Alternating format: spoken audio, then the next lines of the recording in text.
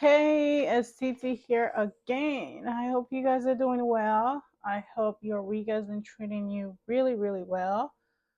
Um, I'm so happy to be here. I know you guys already know that because the reading session is always exciting. We never go back empty handed. We go back with knowledge, right? We go back with empowerment. For those of you who are new here, my name is TT, and I just come up here to read with you guys with high priestesses, just like myself. And we just don't read any book. We read books that empower us. We read books that allow us to embrace every part of ourselves, both the dark and the bright side of ourselves. And yeah, we just embrace our power, stand in our power. And also, right before I jump into the reading, I pull out some oracle cards to help guide ourselves.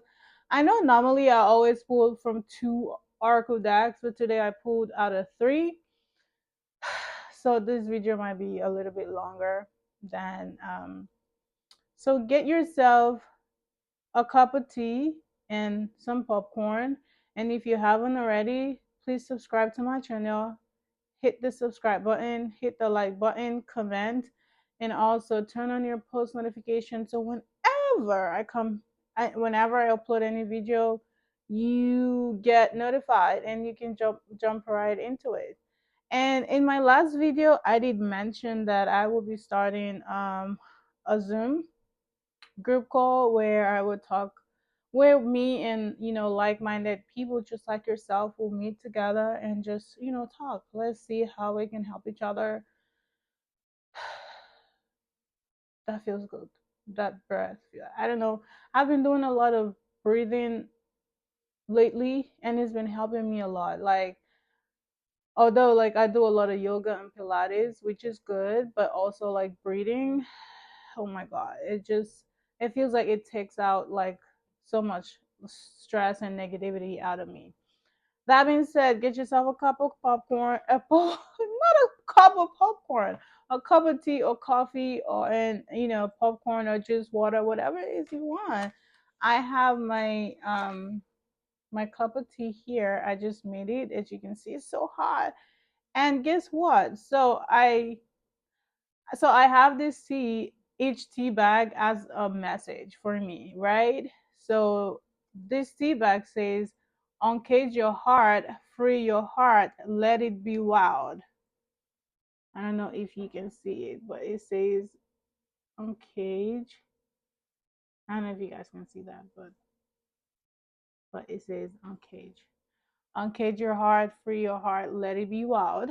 So that's a message that we are starting with today.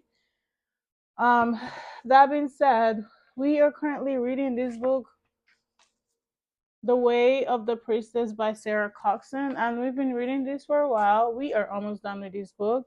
Last episode, we stopped at page 143.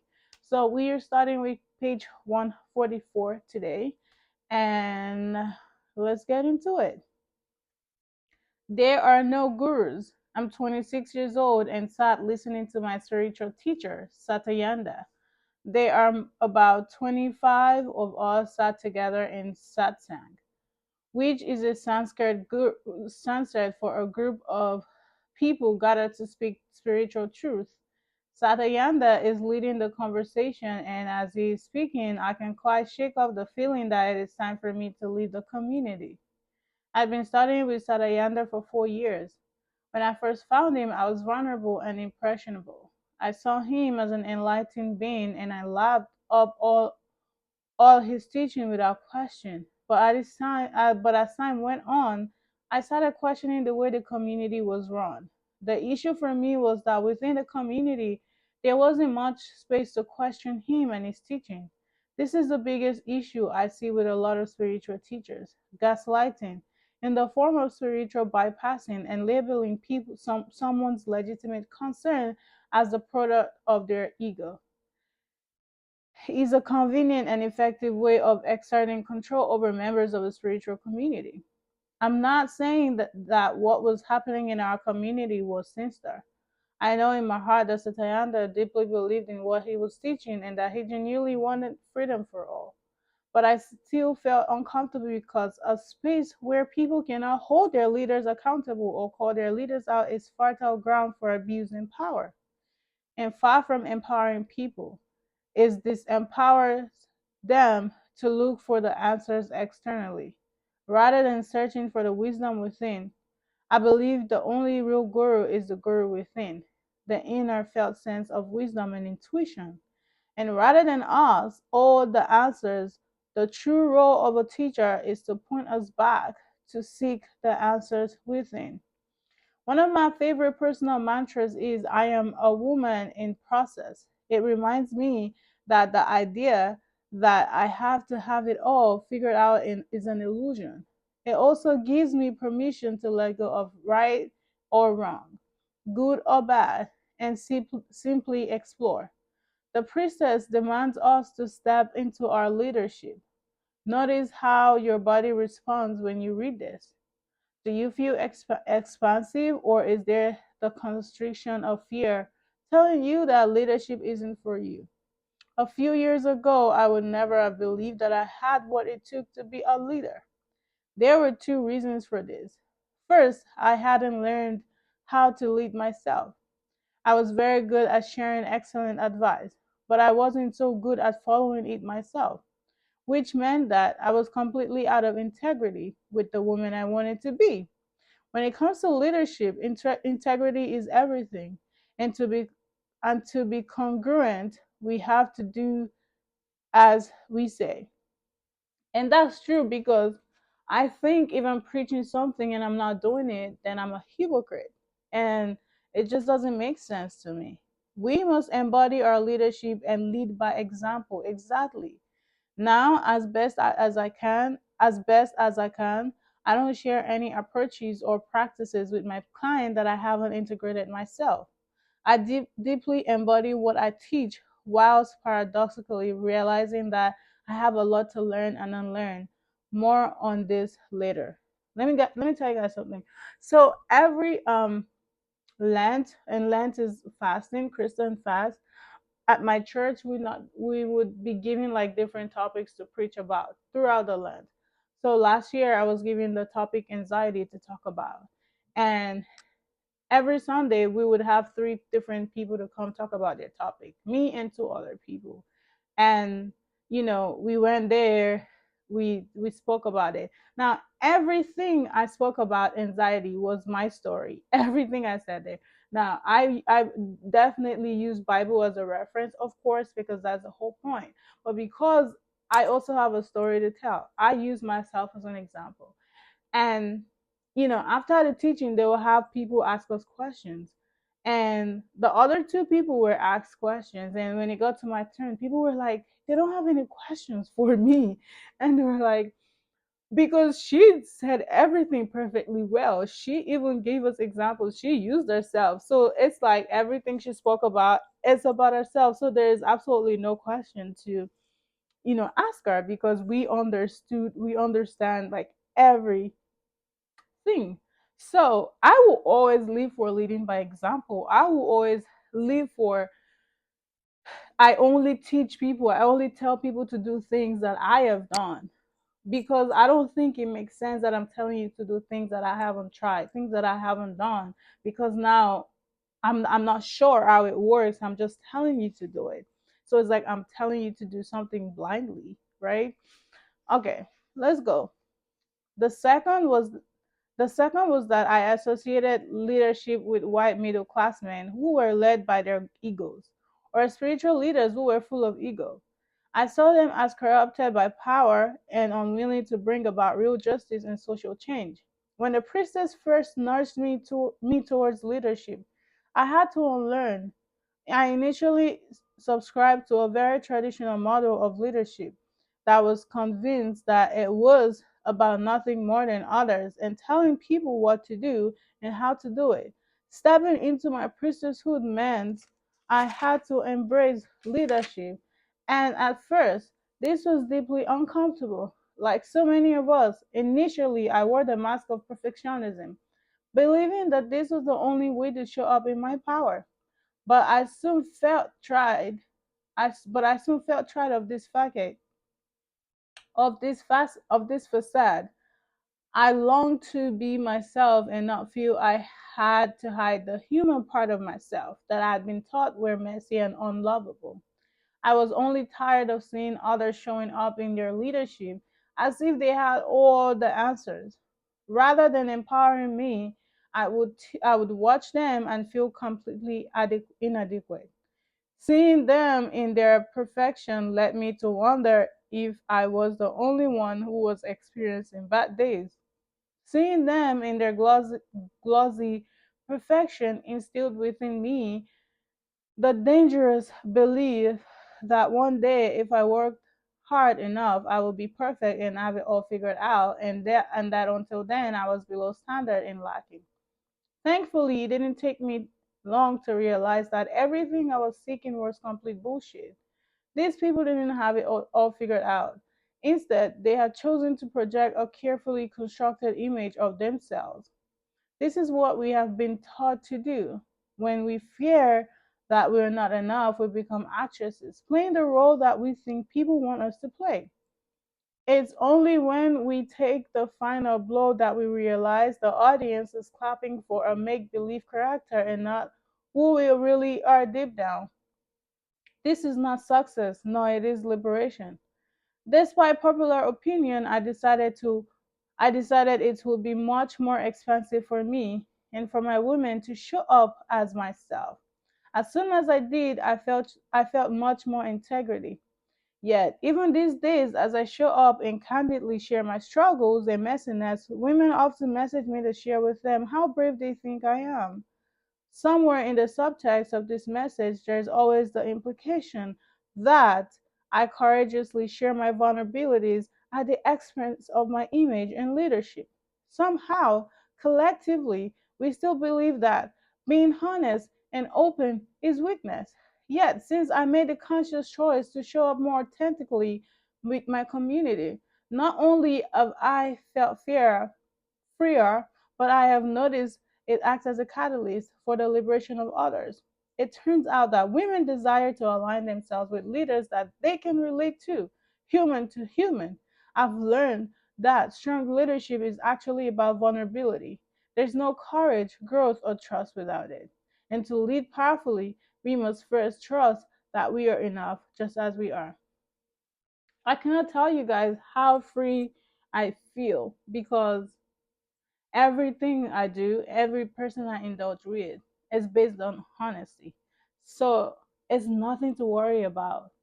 Even if me being honest messes up the relationship, I'd rather that than me feeling trapped, knowing that I wasn't being honest or truthful. Like I don't have time for that. I I have so much I need I have so much peace and I have to maintain that. So because I have to maintain my peace, I can only I can only build relationships based on honesty. That's so good. I realize I'm obsessed with tea as I am obsessed with coffee. So at this point I just drink whenever I want to drink. All right. Our world doesn't need more polished people pretending to have their shit together. We need more people to own their experiences of life, drop into their hearts, and have the capacity to have uncomfortable conversations. True leadership is to help people see that there's nothing wrong with them and that all the answers they ever need are within. Always, I now make it my mission to show the women who enter into my spaces that I am just like them and they're just like me. Literally, like women in process. There's no destination that we have to get to. Often the only difference between them and me is that I keep choosing my priestesshood even when the inner voices are screaming at me all the reasons that I shouldn't. Non-hierarchical leadership is the kind of leadership that holds space for people to share and create their own solutions. We can't facilitate the empowerment of others if we are preaching to them. We can't have people empower themselves if we are on a pedestal looking down. We can only help people rise if we stand with them at the same level and offer them a leg up. To me, this is true leadership. And this is what the priestess does. She trusts our people, she trusts life will take care of it. And our only job is to act and be a guardian of life. She is not grandiose. She is not trying to prove anything. She is not above anyone. She recognizes that through compassion, understanding, and vulnerability, she catalyzes the alchemy of change. Stepping into your leadership sadhana. Living our lives as priestesses is all about summoning up the courage to step into feminine leadership. Use this contemplation prompt to uncover and explore the ways in which you can boldly claim your leadership. What does real leadership mean to you? What are the ways in which you shy away from leadership and why? How does you stepping into your feminine leadership benefit yourself and the planet? What small steps can you take to lead yourself and become a powerful leader to others? So ask yourself these questions and just see. All right, guys, I'm gonna drink some of my tea right now.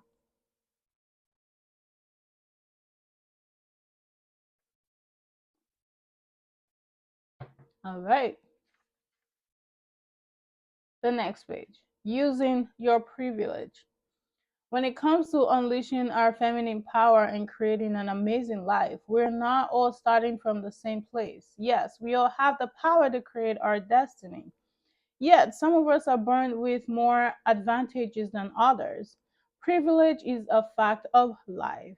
We all have it, and yet somehow we've been conditioned to turn a blind eye to it and instead play the victim. When we play the victim, no matter how subtle it is, we are not taking responsibility for our experience of life. Period. The priestess acknowledges our privilege and uses it to be an advocate for social justice and healing. And that's the fact. First and foremost, some of you reading this have white or light colored skin just like me. White supremacy, just like patriarchy is a system of oppression. This is alive and kicking. Even though I didn't ask for it, I have benefited from it. Some of you have other notable privilege, such as being cisgender, meaning that your sense of gender identify corresponds with your sex. You may be well educated, you may be thin, you may be beautiful. Aspects such as these have afforded you huge privilege in your life because these are certain aspects of your identity that match social norms or expectations. Privilege is multi layered and multifaceted. Every single one of us, without exception, has privilege in some form. And with privilege, there is power. I believe it's the duty of every person on this planet, regardless of gender, to use their gift to benefit humanity, as well as to speak out about injustice and call attention to the misuse of power.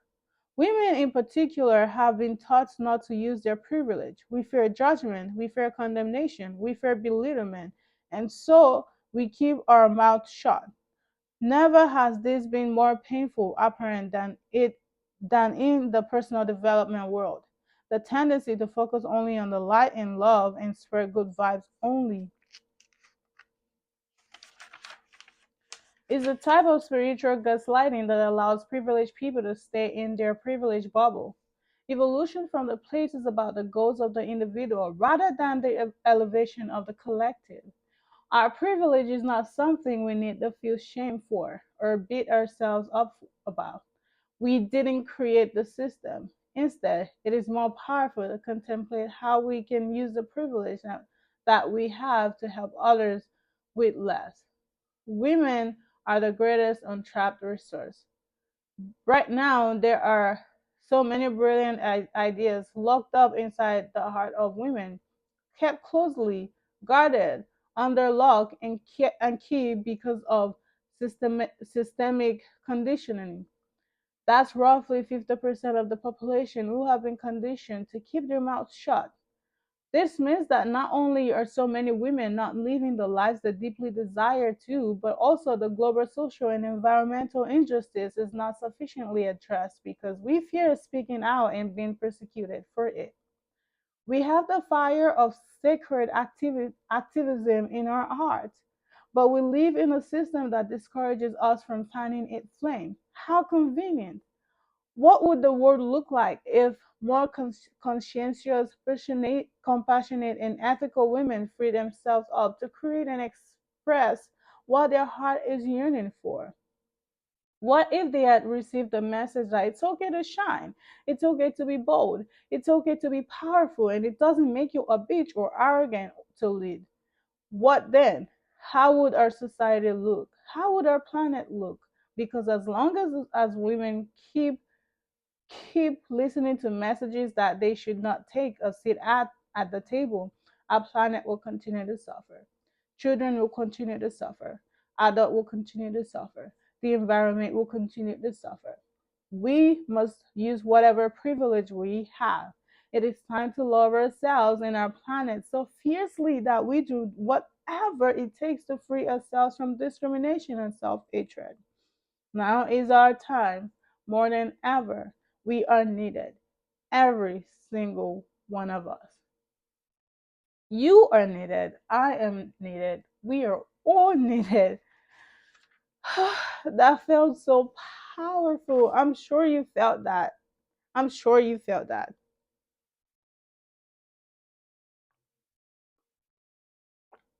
I'm sure you freaking felt that. That is so powerful. All right. Sacred activism. As I stepped into my priestesshood and built my mentoring business, I realized very quickly that my goal wasn't only to serve women of affluent means. No matter how important that work is, I wanted my diamond to have a wider impact. This means learning how to ensure that my business didn't perpetuate the systemic and environmental issues I want humanity to transcend. And this has meant taking a long, hard look in the mirror. The biggest thing that pisses me off about spiritual community is that many turn a blind eye to social and environmental injustice. They may share the odd post on social media, but then they get back to burning their sage and drinking matcha lattes, falsely believing that there's nothing they can do about the state of the world. There is a dangerous lie within spiritual circles that if we speak about something, we give energy to it. This is wrong. We have to be brave enough to illuminate shadows because it's only when we see something clearly that we can transcend it. And often, it's going to look really ugly. The rhetoric of good vibes only and the advice to focus only on the light is incredibly harmful. Intentionally, it means we reject our shadowy emotions in doing so. We actually give them more power. Externally, it means that there are a group of people living at social margins and declining ecosystem needing our help who we refuse to acknowledge. I believe as priestesses, it is our duty to get political and share our voice. In my opinion, there are too many spiritual teachers out there who bypass politics because it is low vibe or 3D. What a load of shit. This speaks more about their privilege than anything else. In priestesshood, there has to be a space for duality. We must focus on the evolution of consciousness and address social and environmental injustice because none of us are fully free until the whole planet is free. Sacred activism is about speaking out, it's about being willing to change the attitude of the status quo.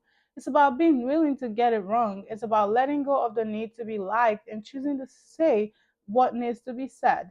It's about putting the right of marginalized people above our own feelings of guilt and shame. It's about learning about our own it's about learning about our own our it's about learning about how our unconscious behaviors and are contributing to the destruction of fire ecosystem of the entire ecosystem. It's about signing petitions. It's about offering our listening ear to learn.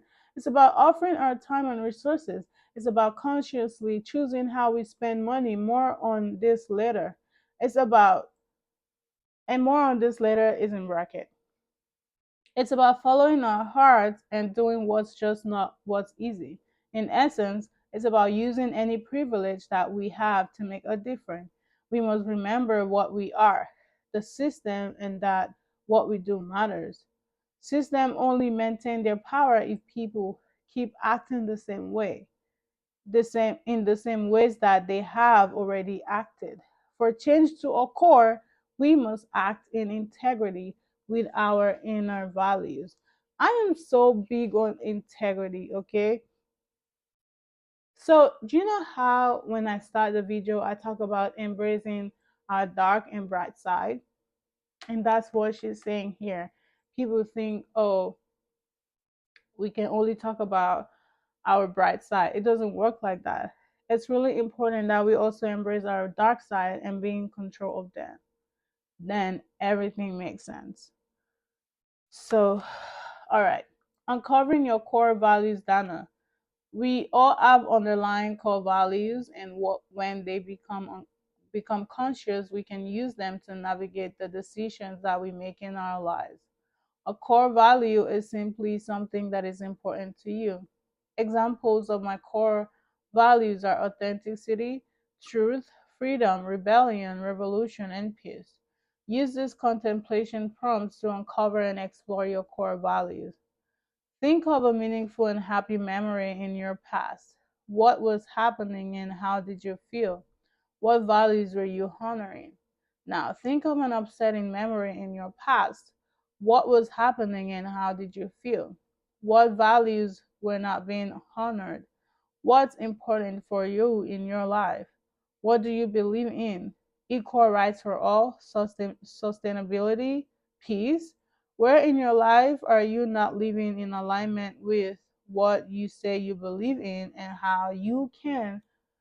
how can you rectify this? All right, my friends, that is page 153, and we're stopping there.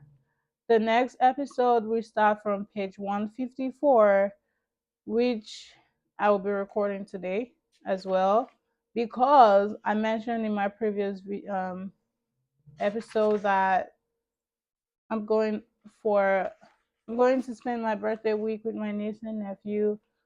Um, so I'm gonna be away. So I want to record um enough videos to upload for you guys, because I just wanna have something for you guys to read even when I'm not here.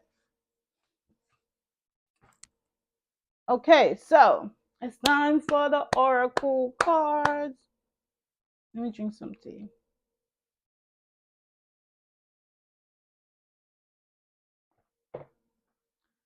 Oh my god. That feels so good. So good. All right. So, first I have these 3 affirmation cards for you, priestesses, and I'm going to go ahead and read it for you guys. So, the first one says, I release time and let the universe show me what to do. It's time for you to understand that in most cases, you're not in control. The universe is in control. So all you have to do is trust the process. Release time and let the universe show you what to do. It's time for you to connect with your intuition, connect with, maybe some of you like to meditate, yoga, whatever, nature, whatever. Connect. And that way you can get the messages that you need to get from the universe. And then I have, when I merge my desire with faith, I can take action from a place of peace rather than control.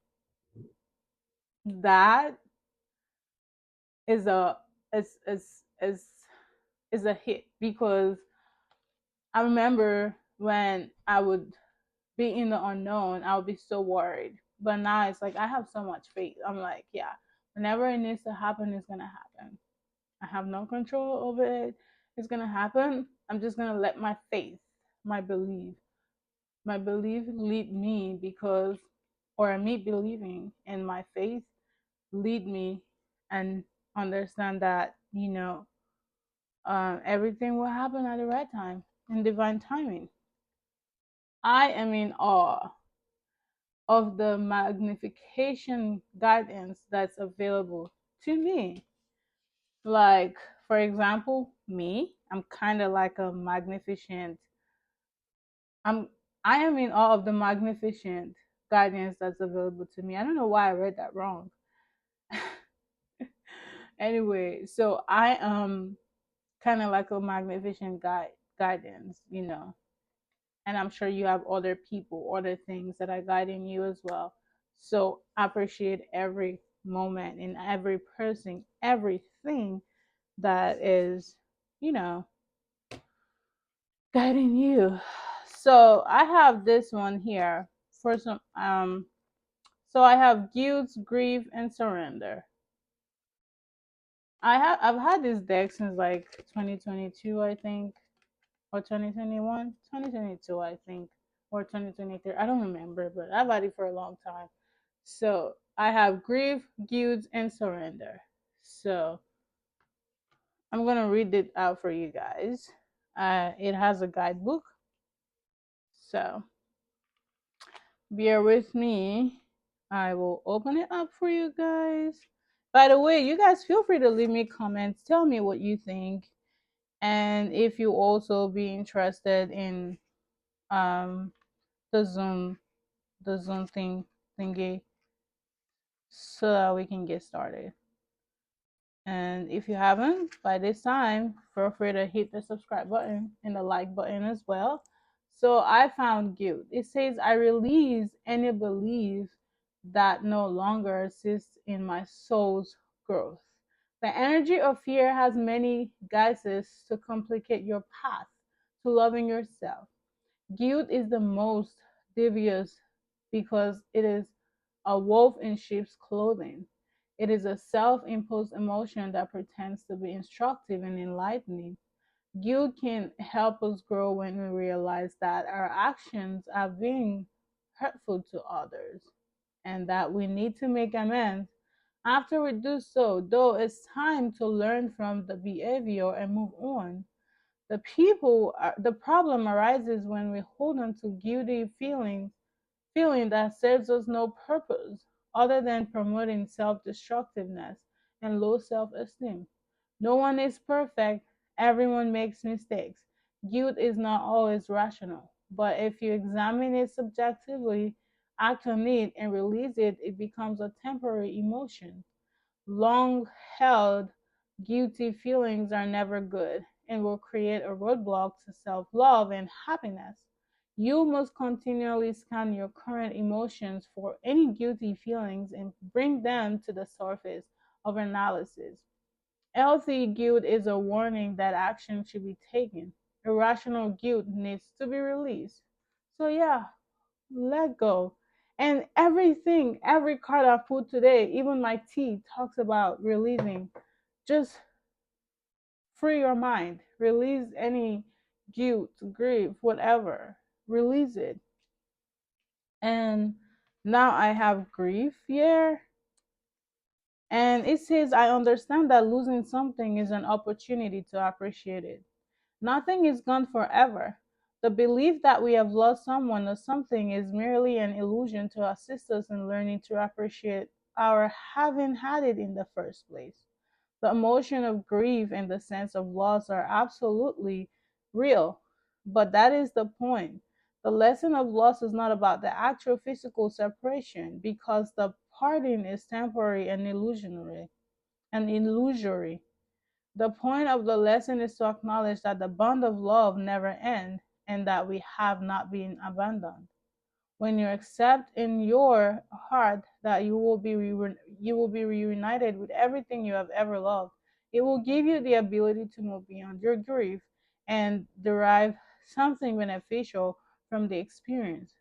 To wallow in grief is to pass up the opportunity that you and your family have devised and learn nothing from. Instead, allow your grief to take you to a place of deeper understanding. Hmm. That is a lot. That is a lot, but it's worth it. All right, so we have surrender. I can release my need to control. You need to understand the distinctions between power and control. You have the power of internal control, but very little external control over people or situations. The measure of your external control is through the power of influence. You can lead by many examples. Every soul has its own unique path, and it is not your job to dictate it. Giving advice or direction is in a compassionate manner is the way to go. Your soul too has a path, and you possess the power to control it. But you must surrender the illusion that you have control over another. Remember that this is a process, and from time to time, your ego will rise up and demand that things be the way they should be. Envision a hot air balloon being loaded up with all of the things you think you need to control, and let them right away in the ballroom. You will be surprised to find that when you release the energy of control and accept the energy of surrender, doors will open that you never expected, because you have now given the universe space in which to materialize what is needed for your highest soul growth. So, guys, release and surrender. Release control, surrender. It will all work out in the end. Cheers to that.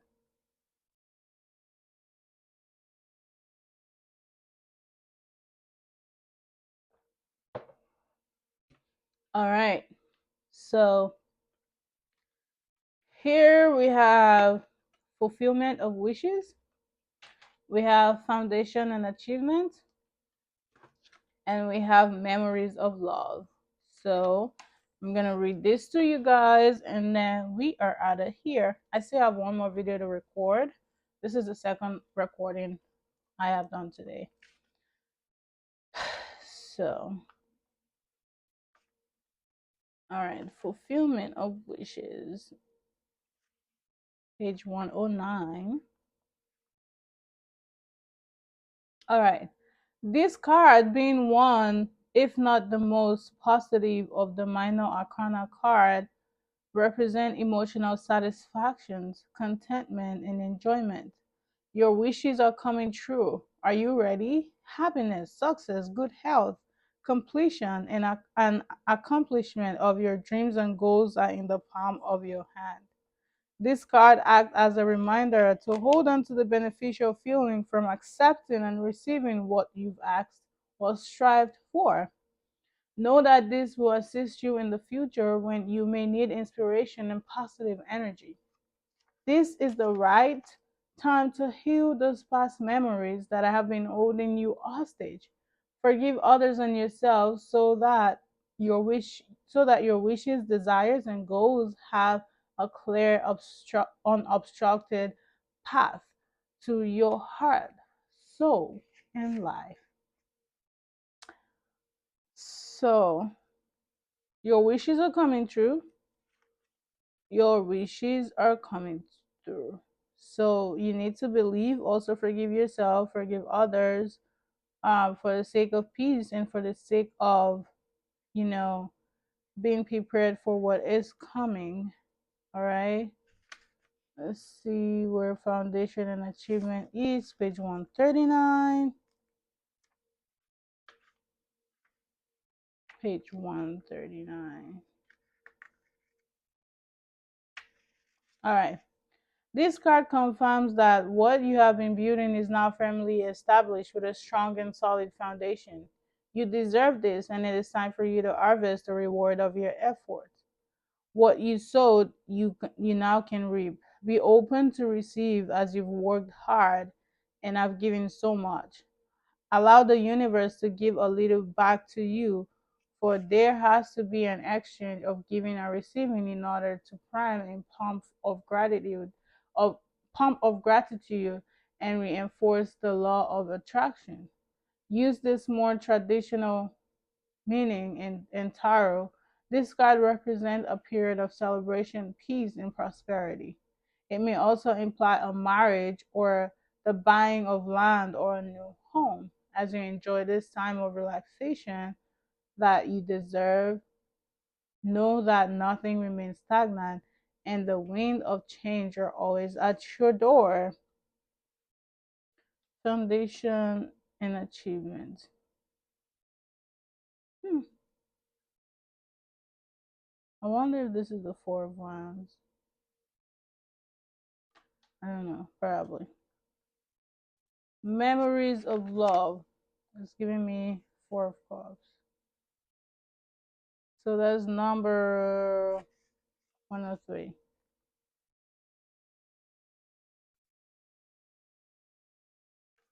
You may find yourself walking down memory lane at this time.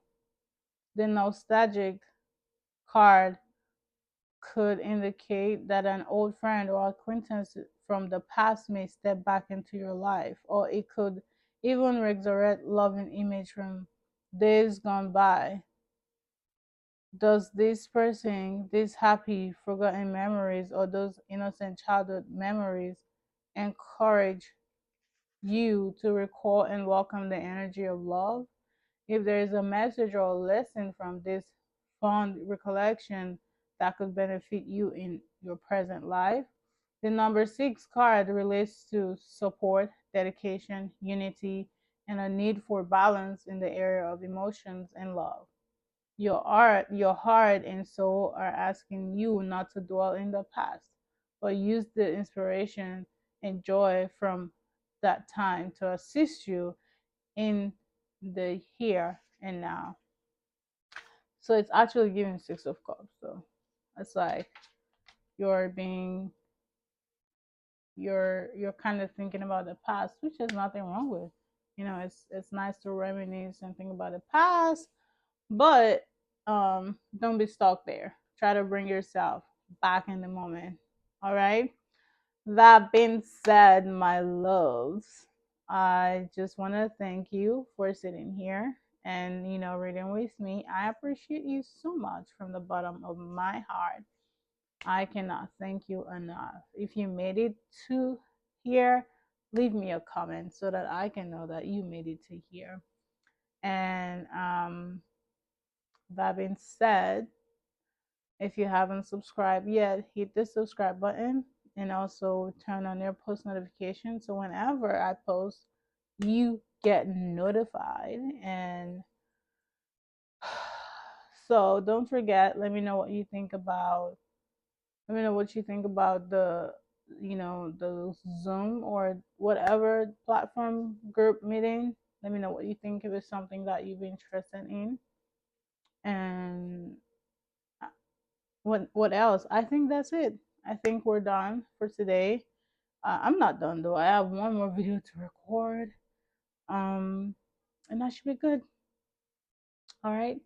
So thank you so much, guys. I appreciate you so much for being here. Don't forget to release any guilt, any grief, whatever it is, and just surrender to the universe, and know that they are in control.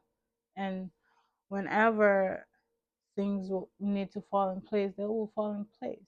So don't stress at all. And what else? Let me know what you think about this episode. Feel free to leave me comments as well. And I'll be reading your comments as well. So I'm gonna shut up now and go. I love you guys so much. Take care and bye bye.